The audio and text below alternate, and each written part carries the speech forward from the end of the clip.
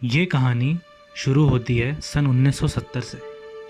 काफ़ी लोग इस साल को लूना 17 या जंबो जेट के नाम से जानते हैं, लेकिन हमारे लिए ये सन दादा और दादी के मिलन और प्रेम का साल कहलाता है।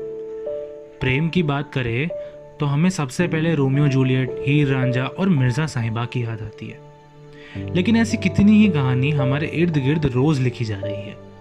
अब दादा और दादी को ही देख लीजिए। महीना था वो जाड़े का, दादू मिले जब दादी से, दोनों का मिलन तय हुआ जून के महीने में। फिर बातें बढ़ी और मुलाकातें हुई, जानने लगे दोनों एक दूसरे को। देखते ही देखते प्यार हुआ दादा को और दादी को। सच कहूं तो इनका मिलन तो तय था। अब आप पूछेंगे कि कैसे? श्री कृष्ण जब अपनी मधुर मुरली वृंदावन के बगियों में बजाते थे तो सारे पुष्प उस मुरली की धुन से खिल उठते।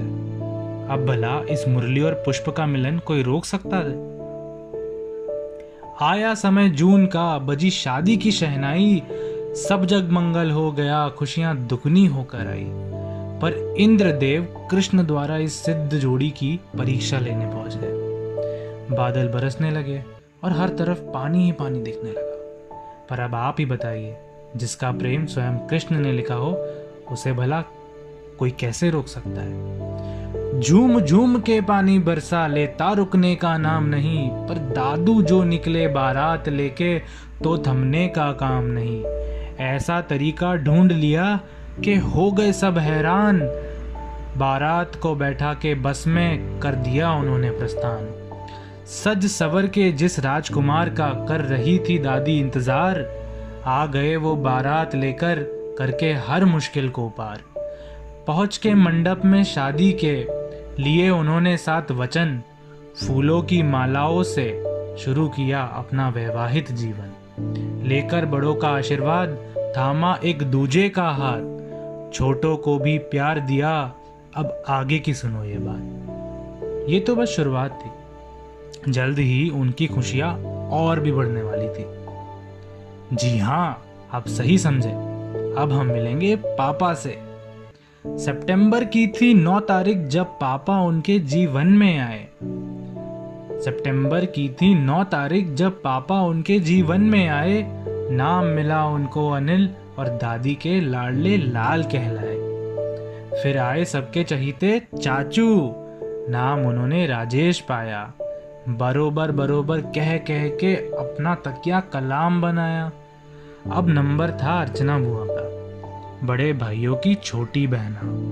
नटखट तो ये काफी थी, पर मानती थी ये सबका कहना। अरे भाई, इसे ही तो कहते हैं फैमिली। किसी ने बहुत अच्छा कहा है, home is where a family lives and a family resides in place of love. यानी घर वही जहां परिवार हो और परिवार वही जहां प्यार हो।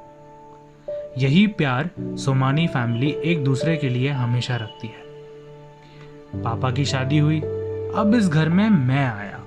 सबसे ज्यादा स्नेह दादा और दादी से पाया।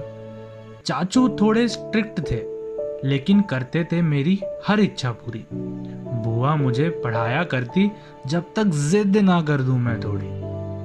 फिर चाचा की शादी हुई और फिर बुआ की, फिर सिद्धांत, वेदांत और शुभम आए।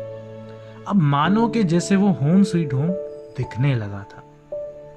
घर के कोने कोने से तो हर व्यक्ति वाकिफ होता है, पर दादा और दादी के घूमने के शौक को तो हम दोनों ही जानते हैं। इन्होंने सारा भारत अपनी आंखों में कैद कर लिया है।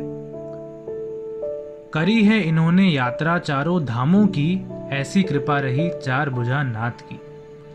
दादू जब दादी के लिए कुछ भी लेने जाते, हमेशा जरूरत से ज्यादा ही लेके आते। दादी ने भी कभी नहीं छोड़ी कोई कमी, तभी तो ये जोड़ी बहुत बहुत जमी। दादा और दादी का प्रेम सिर्फ घर तक ही सीमित नहीं था, वो भगवान में आस्था और समाज की सेवा में सदैव झलकता रहा। दादा और दादी ने ना ही सिर्फ अपने बच्चों का, पर सभी प्रियजनों का हमेशा ध्यान रखा। दादू के दोस्त तो आज भी दादू की बहुत तारीफ किया करते हैं। मजे की बात तो यह है कि उन तारीफों में दादी भी हमेशा शामिल होती है। ताश में बुखारा और खाने में दाल बाटी, दोनों जब मिल जाए तो महफिल ही जम जाती। सोमानी परिवार है उनकी जान, जिसके मान और सम्मान का हमेशा रखा पूरा ध्यान। स्वागत और सत्कार में तो ऐसे मंझे हुए हैं, जो भी आते हैं वो सभी अभिभूत ही हुए हैं। कहानी अब आज के दौर में पहुंच गई है, इतनी आगे कि हम 2020 में पहुंच चुके हैं। दुनिया इस साल को भी कोरोना का वर्ष या पैंडेमिक ईयर के नाम से जानेगी, पर आज भी हमारे लिए ये साल दादू और दादी के प्रेम को ही दर्शाएगा। 50 वर्षों का ये सफ़र एक छोटी सी कहानी में समा तो नहीं सकता, पर हमें ये ज़रूर सिखा सकता है कि होम को स्वीट होम बनाने के लिए एक अच्छी शुरुआत चाहिए, और उस स्वीट होम को बनाए रखने के लिए एक अच्छी जोड़ी। हैप्पी एनिवर्सरी दादू और दादी, आपके आशीर्वाद हम पर ऐसे ही बना रहे।